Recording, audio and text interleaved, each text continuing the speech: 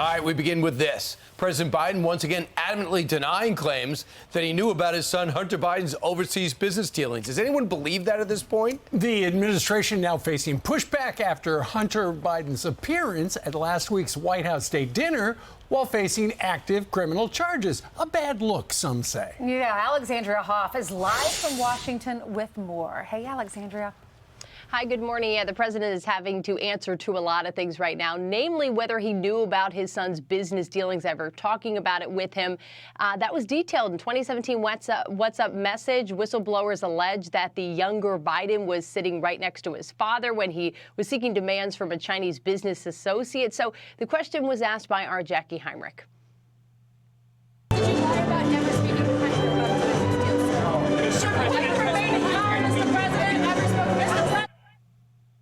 All right, so the president there is sticking to a response. He said no at some point in that mix. We've heard it before, though. Look. Have you ever spoken to your son about his overseas business dealings? I've never spoken to my son about his overseas business dealings. Did Hunter Biden commit a crime? Proud of my son. Are you confident your son Hunter did nothing wrong? I'm confident. Do you still think that the stories from the fall about your son Hunter were Russian disinformation at his smear campaign, like you said? Yes. God love you, man. You're a one-horse pony. Yeah, that's not really a saying there. But moving on to this, the New York Post covered today. It begins testify, then details how the House Judiciary Committee seeks to speak with 6 witnesses who were told by Delaware Attorney David Weiss last year that he lacked authority to charge the first son outside of Delaware and was denied special counsel status. That is seen to contradict sworn testimony from Attorney General Merrick Garland. Because of the whistleblowers and the DOJ are Garland, what he is saying and what David Weiss are saying privately are 2 different things. If it comes true what the IRS whistleblower is saying, we're going to start impeachment inquiries on the Attorney General. Well, Whistleblowers allege that the Justice Department, FBI, and IRS interfered with the investigation into the Biden family. That revelation followed the so-called sweetheart deal that will likely keep the president's son out of prison. But Congressman James Comer wants the special counsel kept out of the mix. If Hunter Biden wasn't the president's son, would he have invited someone who had just reached a plea agreement with federal prosecutors 2 days earlier? A couple of things. Again, that's his son. He's a family member. It is not uncommon for family members to attend events at the White House.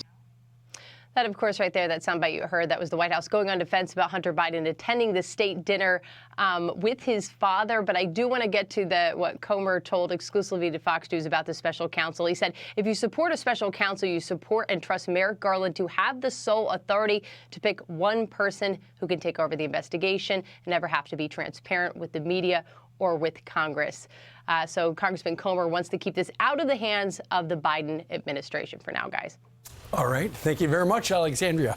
So the New York Post has got the whistleblower story, and essentially it's what we were talking about yesterday. Because a whistleblower from the IRS is saying, you know what, David Weiss, the U.S. attorney, I heard him with my own 2 ears say, I'm not the decider. 5 other people in the room said they heard him say the same thing. Meanwhile, you got Merrick Garland saying, no, it's David Weiss. So call them all together to get them to testify. Wouldn't that be delicious? That way they can just go down the road. Okay, what did you hear? What did you hear? One of you guys is lying. Well, that's exactly what Saul Weisenberg, the former deputy independent counsel, said. Listen.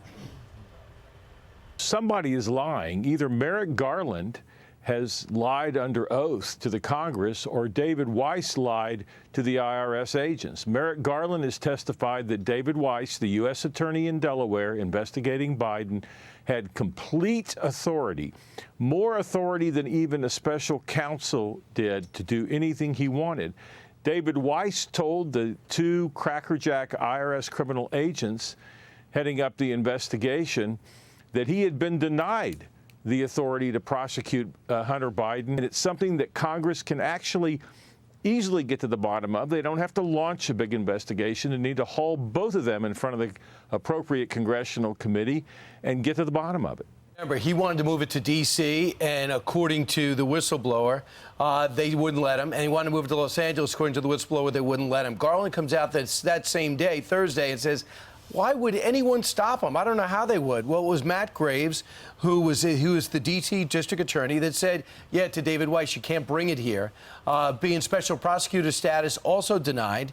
So in Los Angeles, the same thing. So they're in this Baltimore office of the FBI special agent meeting. 6 of them are sitting around.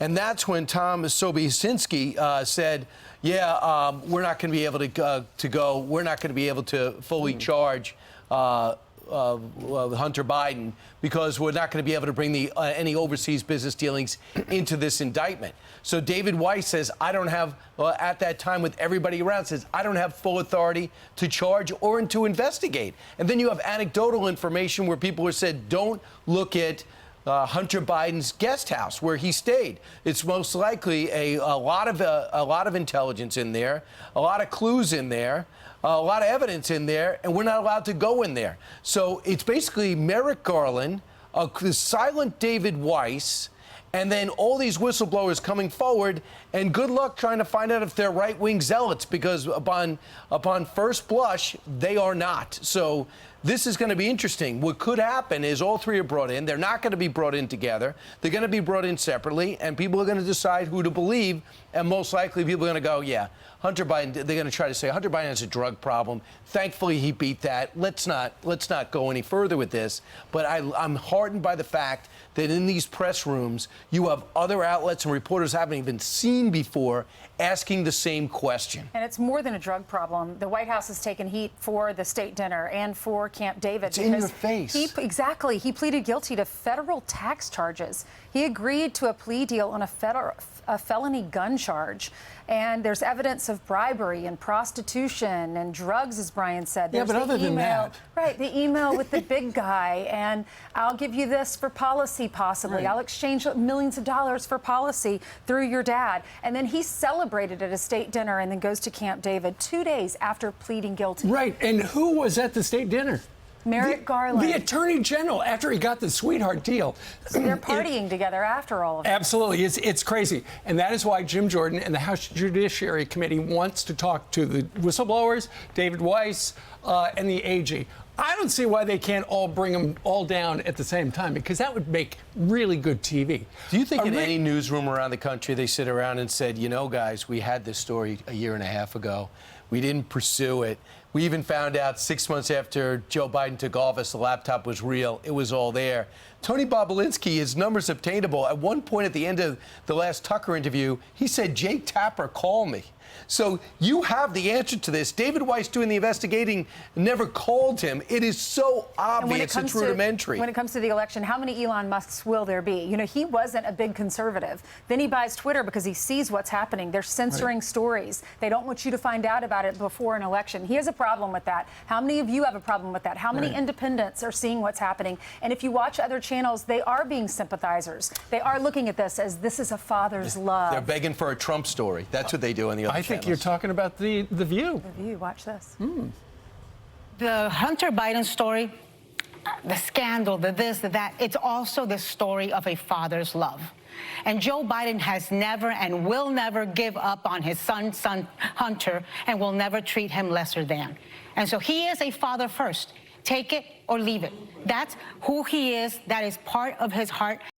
And what just makes it more complicated is for Joe Biden, he's the president of the United States. And there's all this stuff swirling around, and it just looks fishy. We had Kevin McCarthy on yesterday, and he said they're trying to get to the bottom of it. Obviously, that's why Mr. Comer doesn't want the U.S. attorney or any special counsel involved. They want to do it themselves. Let's see what they can get. And you can't make the argument father's love, because we all love our children. But wrong is wrong. And if you do something wrong and you plead guilty to crimes and you're not paying your taxes, then that's wrong. There are consequences for that. Ainsley, what about the fact that there's over 10 instances that Rob Walker talks about where President Biden is sitting in when he was vice president and afterwards on his son's business deals, where he walks into the Four Seasons and they're having a meeting with the Chinese official and Joe Biden sits down and they said Rob Walker said, I don't even think he had a glass of water. He listened to the deal and he left. So right there, he looked into the camera during the debate and said 51 51 intelligence experts said the laptop is classic Russian disinformation. He knew it was a lie. It was his son's laptop. They had emails, exchanges. He was part of it. His voicemail was on that laptop. And again, at least 5 separate times, I had no idea about my son's overseas business dealings. He feels totally comfortable lying.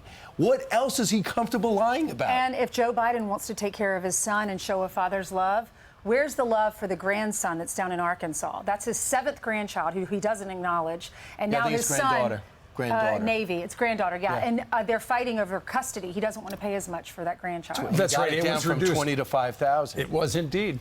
So anyway, a lot going on. We'll keep you posted. In the meantime, it is 6:11 here in New York City. I'm Steve Ducey. I'm Brian Kilmeade. And I'm Ainsley Earhart. And click here to subscribe to the Fox News YouTube page to catch our hottest interviews and most compelling analysis.